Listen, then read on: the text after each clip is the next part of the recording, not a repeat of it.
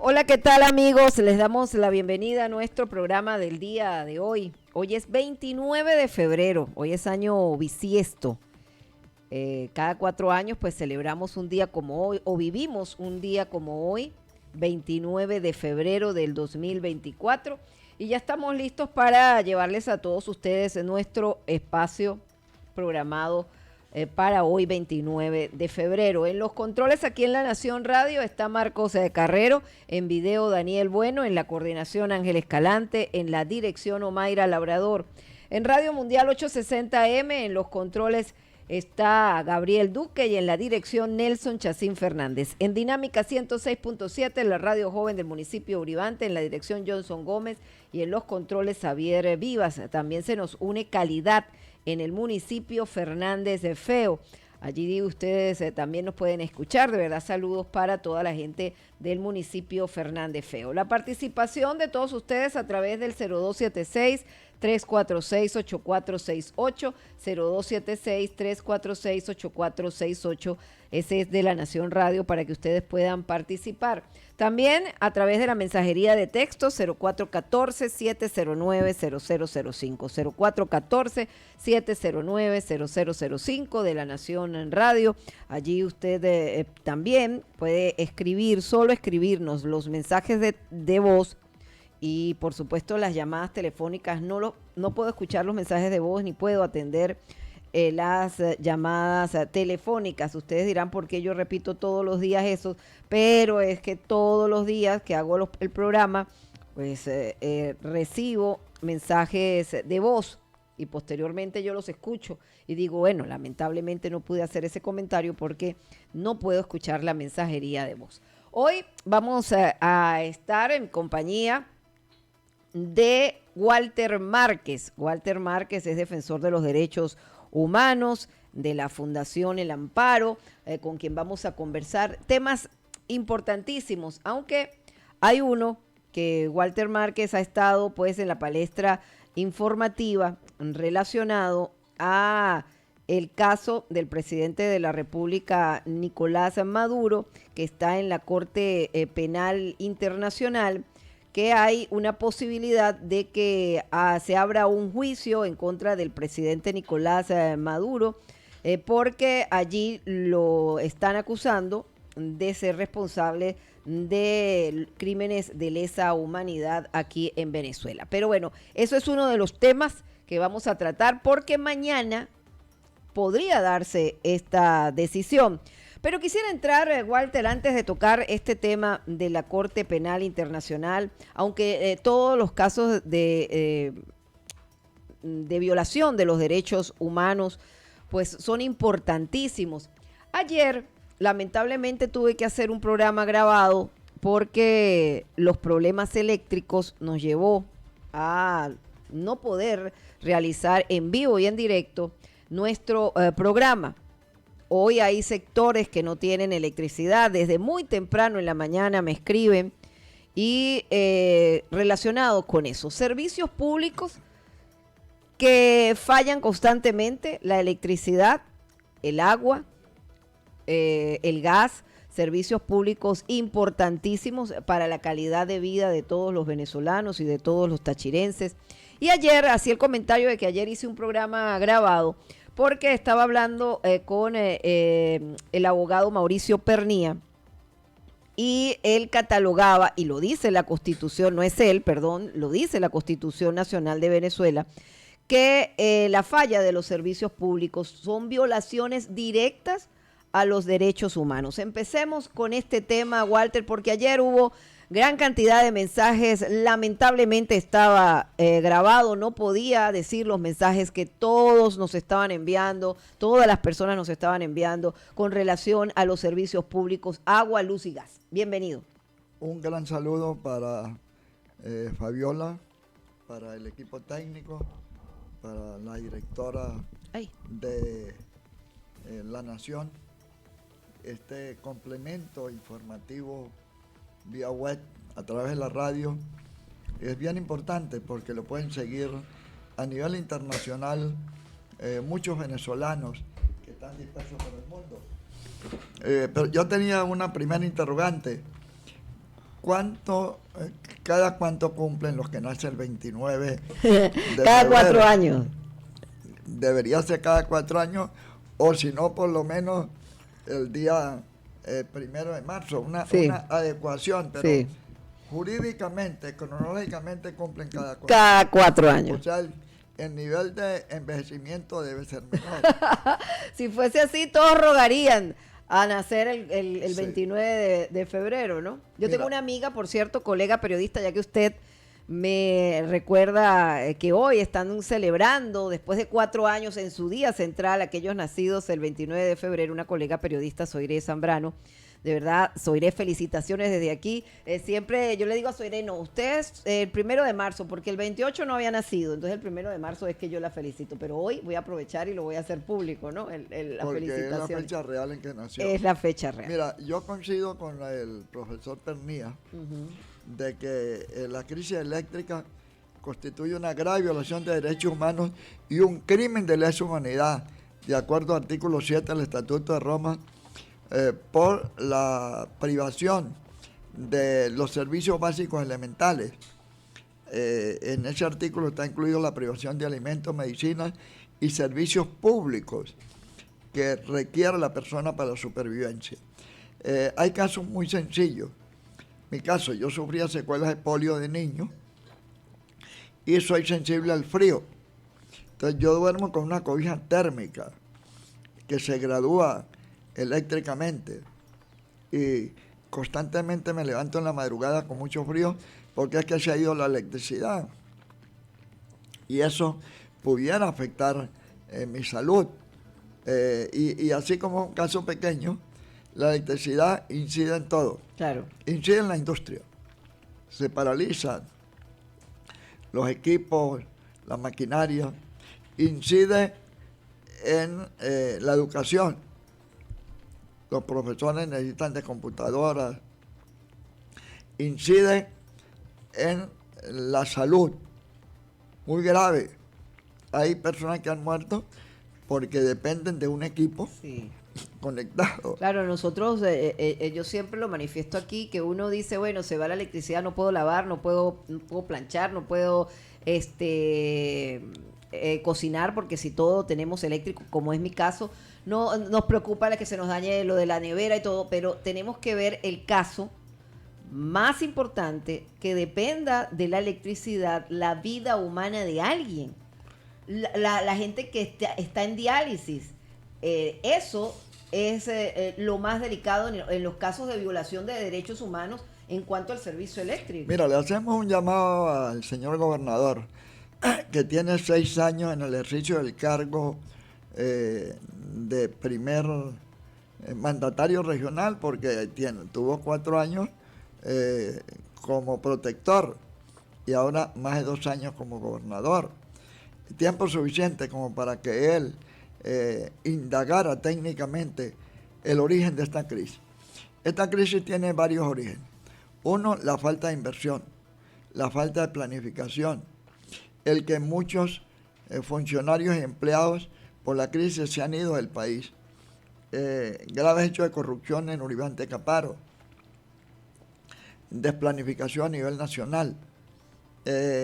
Uribe Antecaparo fue diseñada, tanto la primera etapa como la tercera etapa, para producir 850 megavatios. Y ahorita no producen ni 200.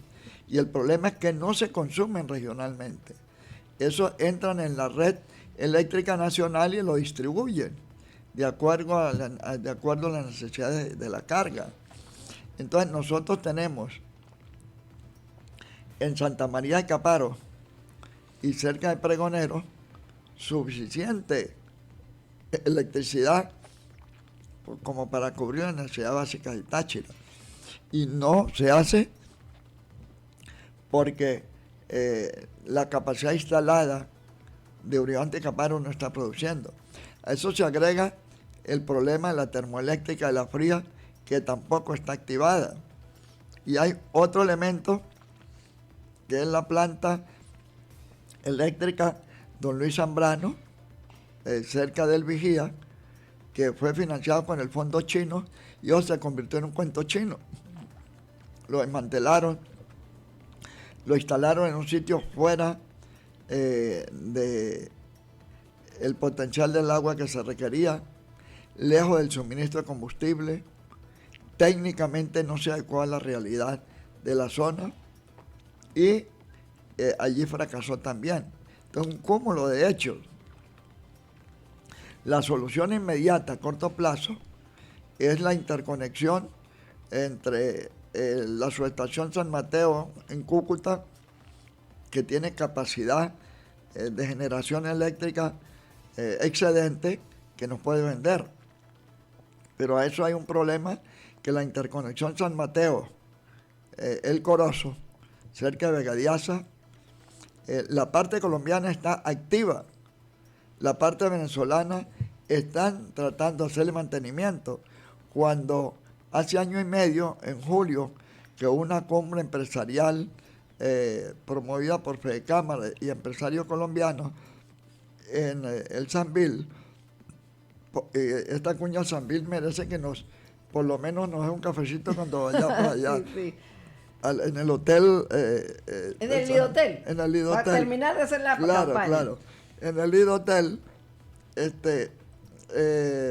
la representación de la empresa eléctrica de Colombia anunciaron que ellos estaban en capacidad de vender electricidad. Pero Walter, uno se pone a ver, ¿verdad?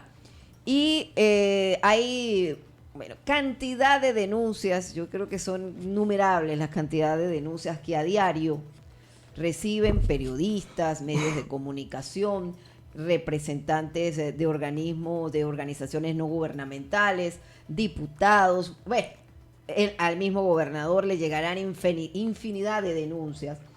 Y uno dice, ¿de qué funciona, de qué sirve estas denuncias? Y eso lo hablábamos ayer con el doctor Mauricio Pernía, porque la cantidad de mensajes que recibí ayer era eso: ¿para qué denuncio? ¿Para qué hablo? ¿Para qué digo? ¿Para qué? Si no hay resultado. ¿Esto es cierto? Mira, es un tema de la voluntad política de los gobernantes. Por eso yo le solicito al gobernador Freddy Bernal que actúe, porque él constitucionalmente es el representante del presidente de la República. Y además hay una corresponsabilidad del poder municipal. Y aquí hay una corresponsabilidad con Colombia, en el sentido de que hay unas relaciones binacionales en la cual no se puede alegar de que hay conflictos políticos. Sí, pero siempre hay respuesta, Walter. Siempre hay respuesta del gobernador del estado, teórica, la falta de recursos, lo que han denominado las sanciones, la crisis económica, y entonces el problema sigue y sigue creciendo. Esa es una justificación inaceptable, porque Uribe Antecaparo se instaló antes de las sanciones. Uribe Antecaparo viene desde una planificación de la época de Pérez Jiménez, que se desarrolló en los gobiernos de Lucinchi y de Carlos Andrés Pérez, y que continuó con Chávez y con Maduro, antes de las sanciones. Además, por razones humanitarias, los Estados Unidos pueden dispensar una sanción cuando se muestra que es con fines de protección de la comunidad. Ese argumento no tiene ninguna razón. Así que, señor gobernador, usted tiene la obligación moral, política, administrativa y jurídica de resolver la crisis eléctrica, por lo menos de manera parcial. Si hubiera voluntad, ya hubieran habilitado el batallón de ingeniería militar para incorporarlo al mantenimiento de la interconexión San Mateo-El Corozo. Esos son 48 kilómetros. 10 kilómetros desde la subestación San Mateo, cerca del aeropuerto internacional de Cúcuta, hasta el río Táchira. Y el río Táchira hasta El Corozo son 38 kilómetros. Colombia le ha dado mantenimiento permanente, Venezuela no. Por esa razón es muy preocupante la falta de soluciones por parte del gobierno regional y nacional. es una corresponsabilidad entre el Estado Nacional y el Estado regional. Es decir, tanto el presidente de la República en Consejo de Ministros como el propio gobernador y su gabinete tienen que dedicarse como prioridad número 1 a resolver la crisis eléctrica. Hay expertos que lo han señalado. Yo mismo he investigado con profundidad ese tema. Yo presidí el comité de investigación de la crisis en Olivante Caparo y estuvo un grupo de parlamentarios, incluyendo Federico Ramírez León, Donald Ramírez, Teo Camargo. Nosotros trabajamos por esa solución. Así que, señor gobernador, hay soluciones a corto, mediano y largo plazo. La solución final es crear una termoeléctrica en Santo Domingo del Táchira con los abundantes carbones que hay allí, que son carbones térmicos. Pero, por ejemplo, Walter, por aquí me escriben, hola Fabiola, definitivamente denunciar no sirve para nada, ayer te escribí, esto es perder el tiempo. No, mira, yo voy a ponerme de acuerdo con Mauricio, a ver si intentamos alguna acción judicial ante el Tribunal Contencioso Administrativo, que de acuerdo a la ley orgánica de la jurisdicción contencioso administrativa le corresponde intervenir en el tema de los servicios públicos. Hay una ley de el Servicio Eléctrico Nacional. Vamos a hacer uso de los instrumentos legales.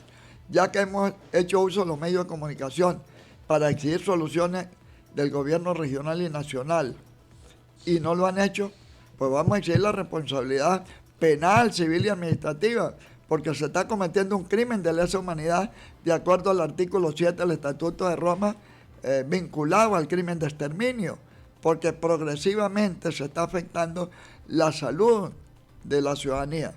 Así que en este programa asumo el compromiso de asistirme de un grupo de abogados para que a corto plazo intentemos acciones legales y administrativas para exigir esa solución, elevando el caso a la propia Comisión Interamericana de Derechos Humanos de la OEA y a la propia Corte Penal Internacional por el crimen de exterminio. Por aquí dice, buen día, ¿quién o qué organismo o tribunal obliga al Estado a reparar los daños causados a los venezolanos por tanta desidia gubernamental a los que nos tienen sometidos con los servicios básicos? Hay que recurrir a la Fiscalía del Ministerio Público para que investigue la responsabilidad de los altos funcionarios. Hay que recurrir a la propia Defensoría del Pueblo. Tenemos que recurrir al Tribunal Contencioso Administrativo. Y hay que recurrir también a la propia dirección de Corpoelec en el Táchira. O sea, lo que pasa es que nos hemos quedado en la parte de la denuncia, pero tenemos que pasar a la acción. Y también orar mucho para que Dios tenga misericordia de nosotros y realmente logremos superar esta crisis. Vamos a cumplir nuestros compromisos comerciales, Walter. Están llegando algunos mensajes. Dice, buenos días, licenciada María Fabiola. ¿Cómo resarcir nuestra salud por el estrés que generan los cortes de energía eléctrica? Todo debemos hacerlo súper rápido antes que quiten la corriente. Poner la lavadora, hacer transferencias, salir a comprar, abrir el portón eléctrico, cargar el teléfono. Y un fin de cosas que debemos hacer corriendo y nos estresa la vida. Vamos a cumplir nuestros compromisos comerciales. Al regreso seguimos hablando de los servicios públicos, de los derechos humanos y, por supuesto, vamos a hablar del caso de la Corte Penal Internacional, esta decisión que se podría dar a conocer mañana, 1 de marzo. Al regreso más. Longevo del mundo, esta tachirense. La población de San José de Bolívar, orgullosos de tener al hombre más longevo del mundo en esta región andina.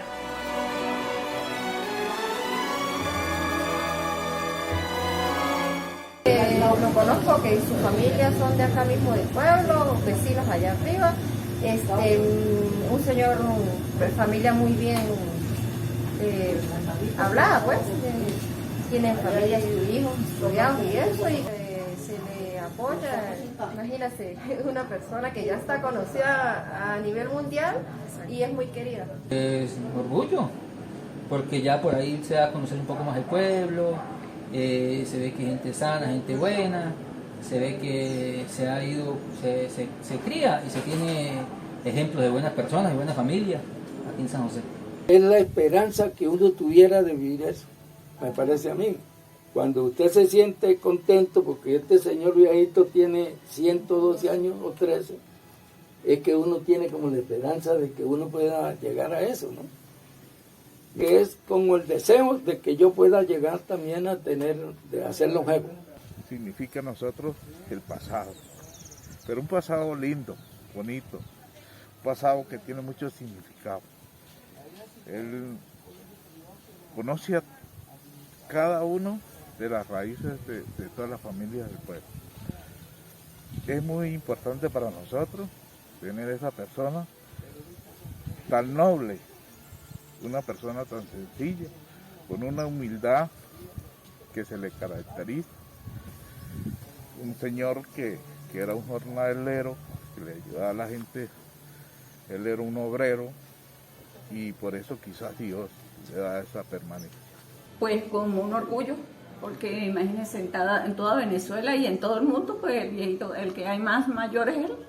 Yo trato así más que todo con Nelly, una de las hijas de él que hemos sido amigas, estudiamos juntas. El señor Juan Vicente Pérez, como todos lo conocemos acá, pues el tío Vicente representa un orgullo para este pueblo de San José de Bolívar. Continuamos nosotros en nuestro programa hoy 29 de febrero. Dentro de 4 años volveríamos a hacer un programa con un día, tal día como hoy, 29 de febrero. Nos acompaña, como ya lo saben, Walter Márquez, defensor de los derechos humanos de la Fundación El Amparo. Y se acaba de incorporar José Luis Centeno, secretario del Comité Internacional contra la Impunidad en Venezuela. Pero seguimos hablando y, por supuesto, José Luis, puedes participar en el tema de los servicios públicos porque va ahí de la mano, porque hay muchos responsables del caso que no estemos teniendo los servicios públicos que nos da calidad de vida, que nos dice la Constitución Bolivariana de Venezuela que deberíamos de disfrutar todos los venezolanos, y esta situación de la salud mental que nos genera la falta de electricidad. Yo comentaba en los compromisos comerciales que a mí me genera extremadamente muchísimo estrés, me da migraña cada vez que se va la luz, se va el agua, porque la bomba del edificio pues funciona con electricidad, y al no tener electricidad no tengo agua, y entonces todo se me acumula y son a las 3 de la mañana es que empiezo a escuchar que llega la electricidad y llega el agua. Entonces es una actividad que me genera muchísimo estrés. Entonces, Walter y también José Luis, ¿cómo hacer para que de verdad la gente confíe en hacer una denuncia, en llamar, participar en el programa, en hacer este tipo de comentarios? Quien nos escribía sobre que todo lo tiene que hacer rápido, que se lo pasa con estrés, que no se descansa bien. Por aquí dice, licenciada, de verdad la situación es dramática, ya no tengo calidad de vida. ¿Eso existe? Mira, José Luis viene de Yaracuy, de San Felipe, y hay veces no ha podido comunicarse en las reuniones internacionales que vía web nosotros tenemos en el Comité Internacional contra la Impunidad, porque no tiene electricidad. O al revés, a mí me ha ocurrido lo mismo. Entonces, muy difícil, no solamente en lo familiar, en lo industrial, lo empresarial, en lo educativo, en el sistema de salud, sino en todo en general. Nosotros vamos a adquirir el compromiso, tanto José Luis como yo, de plantear en la próxima reunión en el Comité Internacional contra la Impunidad acciones internacionales. Y voy a invitar a Mauricio Pernía para que intentemos acciones nacionales. Hay tiempo suficiente como para que el gobierno regional y nacional dé respuesta. Si bien es cierto que es un tema complejo, tampoco es imposible resolverlo. hemos insistido que la solución inmediata es a través de un acuerdo con Colombia. Colombia tiene la capacidad eléctrica, así como nosotros le vendimos a ellos en su oportunidad, ellos están en capacidad de vendernos electricidad para resolver la crisis inmediata, porque la crisis final tiene que ver con un cambio de sistema y de modelo administrativo, pero en este momento el gobierno de turno, el que está a cargo de la solución, es el que tiene la responsabilidad directa desde el punto de vista civil, penal y administrativo. Pero Walter, mucha gente, digamos, y yo a veces lo escucho hablar de verdad, y yo digo, denuncias internacionales, los casos a la parte internacional. Y seguimos esperando muchos casos que están por encima del que podría comenzarse a denunciar en estos momentos. Bienvenido José Luis Centeno, secretario del Comité Internacional contra la Impunidad en Venezuela. Sí, gracias por la oportunidad. Las denuncias internacionales obligan al Estado venezolano y tal vez el temor, la inquietud que se siente actualmente por la sentencia que se pronunciará mañana es porque ciertamente eso vincula no solamente al Estado, sino a nuestros gobernantes. Y en ese sentido es muy importante que las víctimas, lo que estamos padeciendo, este sinfín de penurias, o bien por el agua, o bien por la electricidad, la internet, todos los servicios públicos que son deficientes, deberíamos tomar acciones y ser más proactivos en función de que el Estado se vea obligado a cumplir con sus funciones, como son proveer servicios públicos de calidad a la población, a la sociedad venezolana. La invitación es que ciertamente admitamos que estamos en una situación difícil, pero que hay alternativas que tal vez en el tiempo se extienden, pero hay que realizar las acciones, no por eso podemos quedarnos de brazos cruzados.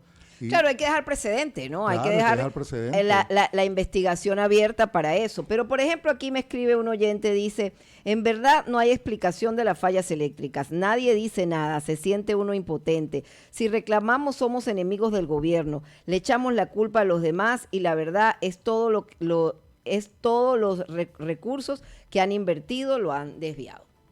O sea, la impotencia, sí. Esa palabra que se une a todas las investigaciones, porque no es solamente que uno diga la impotencia que tengo de denunciar y que no veo resultados relacionados con los servicios públicos, sino con gran cantidad de denuncias que también se han hecho en la Fiscalía, en la Defensoría del Pueblo. Hay gran cantidad de denuncias y ahí quedan.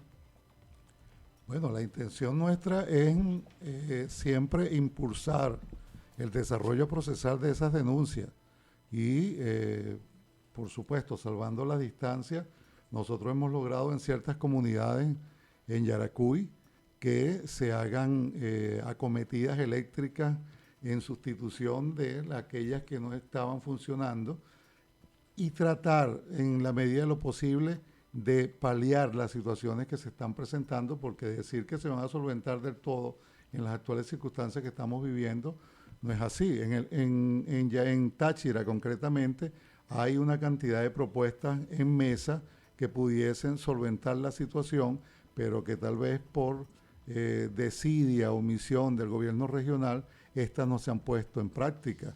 Y tenemos una carta de intención que hay incluso con el gobierno estatal de Medellín, que eso no se le ha dado curso, no por el gobierno estatal de Medellín, sino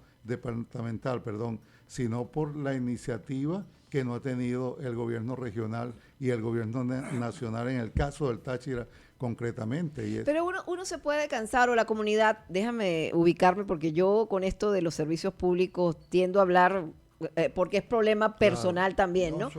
Y es el problema de todos. Pero uno dice, ¿nos cansamos de denunciar o hay que mantener la denuncia? Mira, te voy a poner un ejemplo. El caso de Fujimori en Perú. Hay que documentar. En una oportunidad me preguntó una periodista de TRT que yo denunciaba, y que a dónde están los resultados. Yo le dije, ¿qué prefiere usted, que calle o que investigue y documente para que en el futuro esas pruebas sirvan de soporte para enjuiciar a los responsables de estos hechos? Pinochet fue enjuiciado y por lo menos sufrió una sanción moral y jurídica en su época. Videla en Argentina, responsable del fracaso en la guerra de las Malvinas, también fue enjuiciado y murió despreciado por su propia tierra natal, porque no querían dejarlo enterrar en ese pueblo donde él había nacido, porque era un desprestigio. Entonces aquí hay que investigar, documentar, denunciar y hacerle seguimiento. Precisamente mañana va a haber una situación. Sí, vamos al tercer bloque. Vamos a hablar específicamente de lo de mañana. Pero para que haya bloque tiene que haber electricidad, porque los bueno, bloques se hacen con... Eso sí es verdad. Bueno, y para salir al aire, para todo, yo creo, o sea, para estar nosotros en estos momentos al aire también. Por aquí dice... Para concluir, nosotros, si ven, le vamos a hacer seguimiento y a corto plazo vamos a anunciar un conjunto de acciones regionales, nacionales e internacionales en defensa de los derechos humanos de los usuarios, del derecho a la luz y a la electricidad. Por aquí me dicen, buenos días, licenciada, saludos y bendiciones para el señor luchador de los derechos del tachirense, Walter Márquez, familiar de un tío maravilloso que me dio la vida, Alipio Márquez. Otro mensaje que tenemos por aquí, dice por aquí, definitivamente, Walter Márquez, denunciador de oficio, ¿esa es su profesión? No, lo que pasa es que yo soy historiador y tengo que contar las historias. Lo que pasa es que quienes pretenden descalificarme son gente adictos o vinculados a los regímenes oscurantistas que tanto daño nos están causando. La persona de bien nunca me critica, sino más bien respeta mi trabajo. Así que ese señor, en vez de criticarnos, debe sumarse a defender a la comunidad, salvo que sea un encubridor y que sea un cómplice del régimen violador de los derechos humanos en Venezuela. Cumplimos nuestros compromisos comerciales. Al regreso, vamos con que a partir del mañana, 1 de marzo de este año, se abre en la Corte Penal Internacional una posibilidad de enjuiciamiento al presidente Nicolás Maduro y a la cadena de mando responsable de los crímenes de lesa humanidad en Venezuela. Esto lo dijo textualmente Walter Márquez en la rueda de prensa, así que vamos a cumplir nuestros compromisos. Al regreso, más con esta información. Estoy en la colina de Tadea. Aquí comenzó la historia para que miles y miles de personas llegaran a la ciudad de La Grita, convirtiéndola en el centro de peregrinación más grande del occidente de Venezuela. Dice esa historia que en este lugar fue tallada la figura más importante del arte barroco venezolano, que hoy en día es considerado el Cristo más antiguo de Venezuela. Un Cristo que fue tallado además por un ángel, según el relato, ese Cristo del rostro sereno. Rostros de un Cristo en La Grita. Historias de una ciudad santuario. ¿Por qué Tadea? Tadea, al igual que la Belén, o la deberíamos llamar la Belén del Nuevo Mundo o de Venezuela, es la cuna o la casa natal de nuestro Santo Cristo de La Grita. Tadea significa para los jaureguinos y para los devotos de nuestro santo patrono, el Cristo de los milagros o el Cristo del rostro sereno, eso, ahí es donde ocurrió el milagro. El primer milagro en 1610 ocurrió en Tadea. No hay duda, algo importante ocurrió en Tadea. Solo al llegar, la paz inunda el espíritu. Un lugar rodeado de imponentes montañas que dio la seguridad necesaria para que ocurriera el milagro del Cristo del rostro sereno.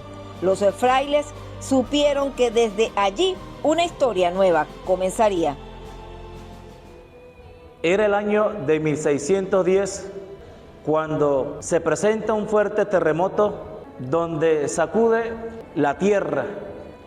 Existe en ese momento el convento de Santa Clara. Allí residen los padres franciscanos.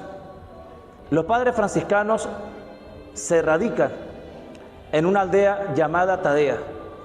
Al llegar a esta aldea, ellos construyen nuevamente el convento y construyen también la carpintería. Y es justamente allí, en ese modesto aserradero, donde uno de los frailes, de nombre Francisco de Orellana, con habilidades... Continuamos nosotros en nuestro programa hoy con Walter Márquez, defensor de los derechos humanos, y también nos acompaña José Luis Centeno, secretario del Comité Internacional contra la Impunidad en Venezuela. Bueno, Walter Márquez también forma parte de este comité. Usted es el director general de este Comité Internacional contra la Impunidad en Venezuela. Pero bueno, tomando en cuenta esto que al parecer va a ocurrir mañana, a partir del 1 de marzo del 2024 se abre en la Corte Penal Internacional una posibilidad real de enjuiciamiento al presidente Nicolás Maduro y a su cadena de mando responsable de los crímenes de lesa humanidad en Venezuela. Explíqueme, Walter Márquez y también José Luis Centeno, ¿qué significa esto? O como dirían popularmente, perdón Walter, ¿con qué se come esto? Mira, la Corte Penal Internacional es una instancia creada por las Naciones Unidas el 17 de julio de 1998, que es una larga esperanza después de los juicios de Nuremberg a partir de la Segunda Guerra Mundial en noviembre de 1945, que se inician los juicios de Nuremberg para juzgar a los criminales contra los judíos impulsados por el nazismo y por Hitler, hasta que se crea un tribunal permanente. Ese tribunal tuvo una vacatio legis, o sea, una vacación de la ley, y entró en vigencia el 1 de julio del 2002, y fue en marzo del 2003 que se instalaron los magistrados, y el 15 de junio del 2003 se instaló el primer fiscal, que fue Luis Moreno Campos, postulado por los Kirchner de Argentina y que prácticamente encubrió todos los hechos de crímenes atroces cometidos bajo el gobierno del presidente Hugo Chávez. Luego viene, a partir del 2012, la fiscal Fatou Bensouda de Gambia, de África, y ella duró hasta el 2021 y encubrió, y yo lo denuncié públicamente. Usted asistió a ruedas de prensa donde yo advertí que ella le estaba dando una táctica dilatoria a través de un examen preliminar que abrió, y que después ese examen preliminar se había convertido en una investigación a petición de 6 jefes de Estado y de Gobierno, que el 27 de septiembre del 2018 pidieron el enjuiciamiento del presidente Nicolás Maduro por crímenes de lesa humanidad y a miembros de su alto gobierno, y presentaron como prueba un informe elaborado por la Secretaría General de la OEA en mayo del 2018. El nuevo fiscal Karim Khan entró en su cargo el 16 de junio del 2021. A mí al comienzo él me confundió, porque él estuvo en Miraflores, almorzó con el presidente Chávez, una relación muy cordial, y al final, antes de regresar a La Haya, le dijo: señor presidente, le anuncio que voy a abrir la investigación. Concluyó el examen preliminar y abrió la averiguación el 3 de noviembre del 2021. Después el gobierno le pidió a él que se inhibiera. Él se negó, pidió argumentos. Los argumentos que le presentaron eran muy débiles. Volvió el gobierno a pedir la inhibición. Él le solicitó a la Sala de Asuntos Preliminares, una instancia dentro de la Corte Penal, que actuara un control judicial, como se llama en derecho. La Corte, en Sala de Asuntos Preliminares, abrió otras incidencias: oyó a las víctimas, oyó al gobierno y oyó al fiscal. Y el 27 de junio del 2023 acordó ratificar la facultad del fiscal para que siguiera la investigación. El Estado venezolano y el gobierno venezolano recurrieron a la sala de apelaciones. Se abrió otra incidencia en audiencia pública realizada el 7 y el 8 de noviembre del año pasado. Hubo un debate oyendo a la representación de las víctimas, a la representación del Estado venezolano y a la representación de la Fiscalía. Después de eso entró en fase de decisión, que fue anunciada el 16 de febrero pasado, que el 1 de marzo dicta la sentencia públicamente, para lo cual convocó a todas las partes, a la representación de las víctimas, a la representación del Estado, a la representación del fiscal. La parte de lo que puede ocurrir mañana lo puede explicar José Luis, que es abogado y tiene una amplia formación en eso, pero al ratificar el fiscal, al ratificarle la sala al fiscal su capacidad de continuar la investigación, procesalmente hay 3 etapas. La del examen preliminar, que ya pasó. La de la investigación, que está en curso, pero limitaba que lo ratifique las salas de apelaciones de la Corte. Y luego vendría el enjuiciamiento, que es lo que todos aspiramos, porque hay fundamentos. ¿Qué es lo que comienza mañana? Que mañana... La fase de enjuiciamiento. No, mañana se ratifica la facultad del fiscal de seguir investigando. Y esa investigación debe conducir inexorablemente al enjuiciamiento. Es decir, la investigación en que... ¿Y eso está seguro, que mañana se ratifique, que continúe la investigación? No, el gol se canta cuando se hace. Entonces, aspiramos y esperamos, y todo pareciera indicar que va a ser positiva a favor de las víctimas. Okay. Pero la sentencia... Pero siempre hay dos posibilidades. Y ustedes, pues, hay varios escenarios que los puede explicar. Bueno, entonces, José Luis Centeno, secretario del Comité Internacional contra la Impunidad en Venezuela, en este caso, de la posibilidad que mañana la Sala de Apelaciones de la Corte Penal Internacional, pues, comience, dé un paso hacia el frente con relación a la fase de enjuiciamiento. Antes de entrar a la consideración de los escenarios que se presentan a partir de mañana, es importante significar que el acto que se va a realizar mañana en La Haya expresa la importancia de denunciar.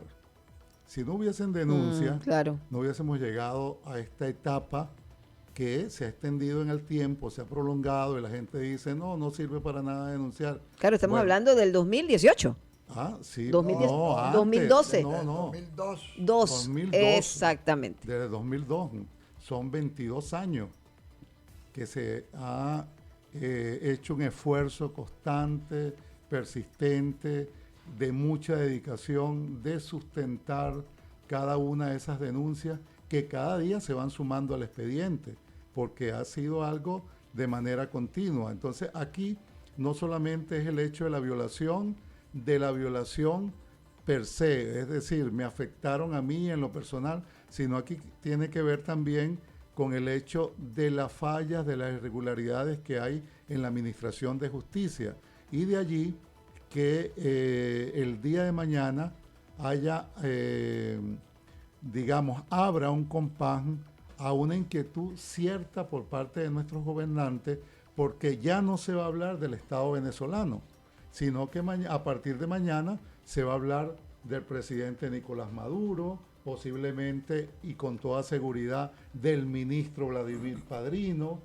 Es decir, ya a partir de mañana se deja de hablar de la República Bolivariana de Venezuela y se van a indicar nombres concretos. O sea, individualidades en el caso. Se va a individualizar. A partir de mañana viene la individualización en función de atribuirles cargos, y esos cargos, por supuesto, una vez atribuidos, conduce al juicio. Digamos, estamos pasando de la etapa de control, que esto lo entiende fácilmente cualquier ciudadano, de la etapa de control a la etapa preliminar que nos conduce al juicio. Entonces, aquí es donde el fiscal dice, Pedro Pérez se le acusa de esto y estos cargos. Ahí es donde viene la inquietud. Perdón, en el caso concreto del presidente Maduro, de acuerdo al Estatuto de Roma, habría una triple responsabilidad. La responsabilidad penal individual por los crímenes de lesa humanidad. La responsabilidad como jefe de Estado y de Gobierno, artículo 27 del Estatuto de Roma. La responsabilidad penal individual es artículo 25. Y la responsabilidad jerárquica, como comandante en jefe de la Fuerza Armada Nacional, artículo 28 del Estatuto de Roma. Es decir, lo que señala José Luis, ya no es el Estado venezolano el que va a comparecer, perdón, sino los que individualmente hayan cometido o sean responsables jerárquicos. Claro, en este momento, Walter, yo entiendo que todo el proceso pudieron haber ido a La Haya representantes del Estado venezolano a dar información, a responder de todas las inquietudes que hubiesen dentro del caso. De aquí en adelante, de mañana, de darse, digamos, la decisión de continuar el juicio, deben presentarse el presidente Nicolás Maduro y los que también cae la investigación individual. Por supuesto, las órdenes de citación o de comparecencia serán personalísimas, ¿sí? Nicolás Maduro Moro, Vladimir Padrino y así sucesivamente todos los que conforman la cadena de mando. Aquí hay una distinción muy significativa. Normalmente se confunde, como en el ordenamiento jurídico de nosotros hay previsto delito, en el Estatuto de Roma no hay previsto delito. Lo que se prevé y se sanciona son crímenes. En este caso se van a sancionar crímenes de lesa humanidad.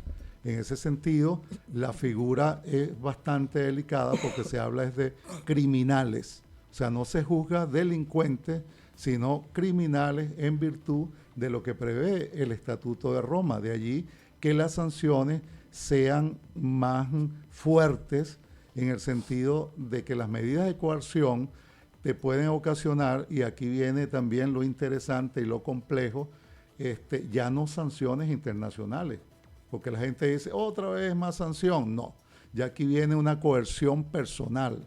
O sea, ya tú no te puedes movilizar en el mundo, ya no pudieses ir a los países se dice en la corte, pero en los países que son aliados. Por ejemplo, ir a Turquía representaría un riesgo porque evidentemente eso compromete al que te recibe. Es decir, las sanciones que pudiesen venir a partir de mañana, y vamos a entrar en los escenarios, la coerción es mayor porque es a nivel personal y eso te compromete en la triple vertiente personal, en el ejercicio de tus funciones como gobernante y también en las relaciones internacionales, porque las naciones están obligadas a darle cumplimiento a las medidas que adopte la Corte Penal Internacional. Ajá, hay varios escenarios y tú mismo lo dices, dime, Walter. Mira, aquí hay que ver los diferentes escenarios. Uno, que la Corte ratifique la decisión de la Sala de Asuntos Preliminares de que el fiscal siga con la investigación. Otra, que la revoque. Otra, que la modifique. Una decisión favorable, que es la que todos aspiramos, porque tanto en la Sala de Asuntos Preliminares como en la Sala de Apelaciones se hicieron parte 11.586 víctimas. Y los abogados saben que una sola víctima basta para establecer la responsabilidad penal de alguien. Entonces ya hay 11.000 víctimas, más de 11.000 víctimas que están pidiendo justicia. Ajá, que se dé el primer escenario, ¿no?, que se maneja, que se continúe la investigación, la ratificación. ¿Qué ocurriría? Porque no estamos hablando de cualquier persona, digamos, estamos hablando del presidente de la República y parte de su cadena de mando militar. Bueno, viene sencillamente lo que se llama la calificación de la conducta de cada uno de los que están señalados como autores de crímenes de lesa humanidad. Es decir, cuando yo estoy en un caso que hago la investigación, tengo unos elementos probatorios a mano, digo, por decir algo, esta persona es cooperador inmediato, cómplice necesario, este es el autor de un delito. Entonces, eso es lo que viene ahora.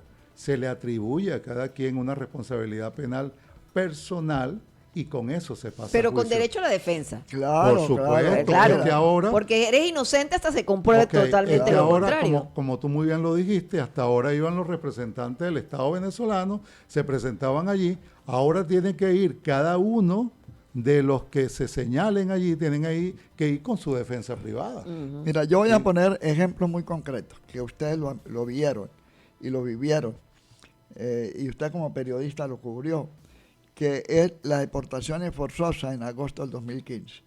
¿Quién ordenó el cierre de frontera verbalmente, violando el procedimiento que tenía que hacer en Consejo de Ministros?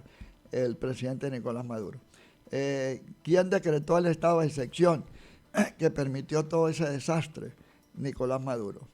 ¿Quién era el comandante en jefe de las Fuerzas Armadas que dirigió las operaciones de deportación, desplazamiento, destrucción de viviendas que marcaban las casas con R, revisar y D, demoler, que vimos cómo hubo desplazamientos forzosos de una gran cantidad de colombianos a través del río Táchira? Eso son pruebas públicas y notorias, exentas de pruebas, como lo sentenció la Corte Constitucional colombiana. Y hay la individualización de 24.500 víctimas a través del RUT, que es Registro Único Damnificado o Registro Único de Víctimas. Esto es un hecho que no se necesita mucho análisis jurídico. ¿Quién ordenó el cierre de frontera? Maduro. ¿Quién ordenó el decreto de estado de excepción? Maduro. ¿Quién dirigió las operaciones como comandante en jefe de las Fuerzas Armadas de deportación y desplazamiento? Maduro. ¿Quién era jefe de Estado que violó tratados internacionales, incluyendo el Tratado de Tonchalá y la Convención Americana de Derechos Humanos? Maduro. Ese es un hecho probado de crímenes de masas que se cometieron en la frontera. Pero usted tiene un libro, ¿no? Yo tengo varios libros de eso, sobre ese tema. Tenemos, José Luis, yo quisiera, bueno, aquí va los escenarios que decía Walter Márquez, los escenarios de que se ratifique y empiece el enjuiciamiento personalizado para los que se mencionan allí para ser llevados a la corte. Ajá. Desde el 2002 hay estas investigaciones. ¿Cuánto tiempo tiene esta fase de darse a conocer este primer escenario? Bueno, estamos ante un proceso inédito y no hay unos lapsos determinados, precisos, que uno pueda indicar esto se va a llevar 6 meses, esto se va a llevar 1 año. Ahora bien, en virtud de la contundencia, de la evidencia que se maneja en la sala de apelaciones y también en la sala de cuestiones preliminares y la misma fiscalía, se prevé que esto va a ser muy rápido. De allí la inquietud que hay, de allí el estado de desinformación que se ha tratado de crear en torno a la SAPI y incluso las citaciones deberían estar saliendo en el corto plazo, citaciones a comparecer ante la fiscalía y que podrían estar saliendo mañana mismo de ratificarse. No, mañana mismo no. Mañana mismo no, correrá un lazo prudencial para que el fiscal retome la investigación, atribuya cargos, señales, responsabilidades específicas, emita las boletas de citación y ahí veremos quién comparece y quién no comparece. Mira, yo les voy a colocar cronológicamente cómo funcionó con el fiscal Luis Moreno Campos, postulado por el kirchnerismo. Fue del 2003 al 2012, 9 años perdidos. Fatua Bensouda del 2012 al 2021, 9 años perdidos. Y desde que llegó Karim Khan, un inglés que fue miembro del Consejo Asesor de la Reina Isabel II, dirigió el Comité de Investigación del Terrorismo en Medio Oriente, lo cual significa que es un hombre con coraje. Y también formó parte del equipo asesor del Secretario General de Naciones Unidas. Desde que él llegó en el 16 de junio del 2021 hasta ahora, ha sido ágil y el que ha colocado obstáculos ha sido el gobierno. Pero ya mañana se cierra ese ciclo. El gobierno podrá intentar otras acciones, incluyendo desincorporarse de la Corte, pero si se incorpora a la Corte, comete un gravísimo error porque abandona el campo de batalla. Y por otro lado, hasta un año después, supongamos que mañana haya una sentencia y el gobierno venezolano decida retirarse, hasta el año siguiente, todo lo que se denuncia en la Corte lo puede conocer. Entonces, los diferentes escenarios deben ser favorables a las víctimas. Son 18 años perdidos y 2 años más o menos de esperanza. Ajá, el escenario que se revoque la decisión. ¿Se pierde toda la investigación? Pasaría a la investigación a lo que se llamaría la jurisdicción nacional, porque en la Corte funcionan varios principios. El principio de complementariedad, que todo debe funcionar en el país, y si no funciona, la Corte es el complemento de la justicia internacional. Esta tos es producto de la falta de electricidad. Me imaginé. Yo soy sensible al frío y la falta de electricidad me afecta con mi cobija térmica. Y es responsabilidad del Estado. Entonces, por eso yo tengo el compromiso, no solamente como defensor de derechos humanos, sino el compromiso personal de luchar para que se resuelva el problema eléctrico, que es fundamental. O sea, si se revoca, Walter, tomándolo el caso del CPI, volvería a la jurisdicción nacional y el gobierno aplicaría toda la capacidad de encubrimiento que ha desarrollado hasta ahora. El caso de lo que ocurrió en el Alto Apure a partir del 21 de marzo del 2021, que hubo crímenes de guerra, eso está totalmente paralizado. Entonces, nosotros tenemos la convicción y la esperanza, porque en la sala de asuntos preliminares el gobierno perdió su incidencia. ¿Y si se modifica también comienza la investigación? Pudiera regresar a la sala de asuntos preliminares en base a los parámetros que dicte la sala de apelaciones. Por eso, repito, hasta que no se haga el gol no se puede cantar. O sea, nosotros estamos manejando escenarios. Pero sus experiencias, ¿qué les dice? Que mañana van a ratificar a favor de las víctimas la capacidad de investigación del fiscal, y de acuerdo a nuestro juicio hay fundamentos razonables, según el artículo 15 del Estatuto de Roma, y fundamentos suficientes, según el artículo 53 del Estatuto de Roma, para profundizar la investigación. Ajá, y se ratifica mañana. Nicolás Maduro. Con la experiencia que ustedes se tienen del caso, se ratifica mañana el juicio. ¿Qué les dice también la experiencia? ¿Qué va a hacer el gobierno? El gobierno siempre va a echarle la culpa al imperio, o le va a echar la culpa a cualquier, que es una campaña internacional, que es una guerra judicial. Pero resulta que el imperio, los Estados Unidos, no forma parte de la Corte Penal Internacional. Y el que aprobó el Estatuto de Roma, el que firmó el ejecute ese Estatuto de Roma, es Hugo Chávez Frías. No lo pueden acusar de contrarrevolucionario, porque era el presidente de la época que estuvo de acuerdo con que se aprobara el Estatuto de Roma de la Corte Penal Internacional. José Luis, para concluir, entonces, ¿qué espera que ocurra mañana, la experiencia y cómo va a responder el Estado? La ratificación de la investigación por parte del fiscal Karim Khan, y el Estado obviamente desconocerá esa sentencia. Pero en este caso no sería el Estado, o estoy equivocada, sería el presidente Nicolás Maduro. Sí, pero recuerda que ese pronunciamiento siempre lo hacen a nombre del Estado, para evadir la responsabilidad, y ellos a eso iba. El Estado desconocerá la sentencia, lo cual no exonera de responsabilidad a cada uno de los que ejercen funciones de gobierno y que están señalando en el expediente. Mira, yo quiero concluir con la expectativa que hay en La Haya. En La Haya tenemos 2 instancias.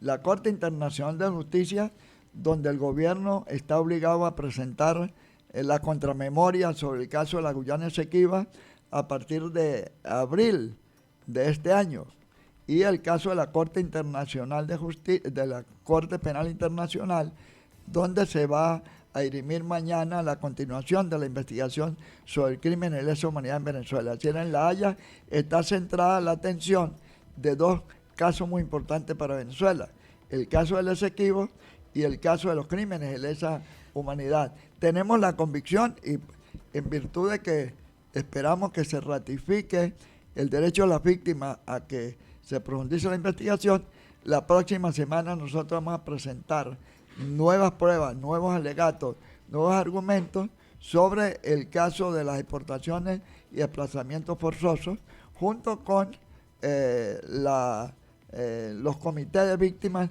que están siendo afectados, que operan desde Cúcuta, en el norte de Santander. Despedimos nuestro programa. Gracias.